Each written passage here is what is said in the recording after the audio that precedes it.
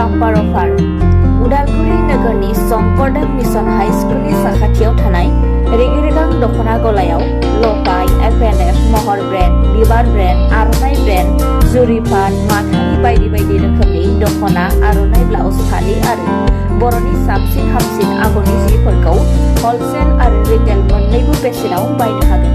बेनि थाखाय नोंथाङा 7896313108 एबा 8471820909 जानबुं नाम्बाराव सुलाद लानो हागोन।